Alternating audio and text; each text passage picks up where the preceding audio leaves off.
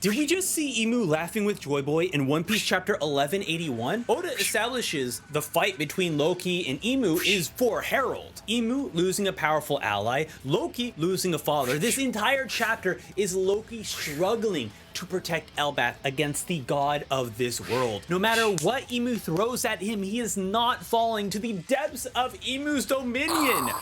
I was cheering, celebrating how strong Loki's will was against Imu's oppressive power. Despite there being a massive amounts of blood leaving Loki's body, it was incredible to see him fight against Imu, but my jaw hit the floor when Imu smiled at Loki's Nidhogg transformation. Imu isn't just enjoying this fight. The expression that we see on Imu's face is that of seeing an old friend after a long time.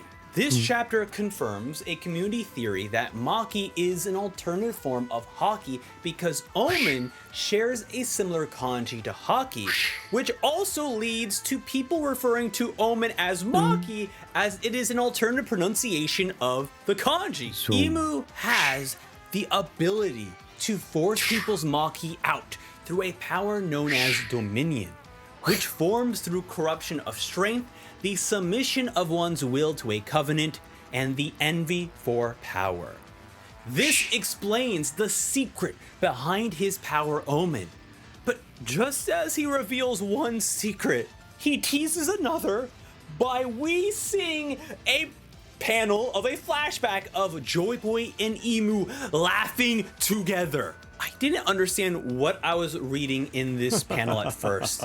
And then on my second read, I was just screaming at the top of my lungs because I was not expecting Imu and Joy Boy to be besties. Sure, I heard theories, but for it to be real now blew me away. But I kind of get it. Haki uses one's willpower to gain incredible strength. You can also use it to oppress others' willpower. In a way, it's dominion, but through an entirely different method. When Imu says that the world itself rejoices in state of dominion, I believe he's referring to a quote said by Joy Boy. Joy Boy sees the power of Haki and the power of the sun god to bring joy and happiness to the world. We got a glimpse of this in Egghead, where Dory and Bragi were saying how they couldn't control themselves from dancing to the drums of liberation. It brings out the joy rather than bring out the envy of strength and power, which then gives me a pause about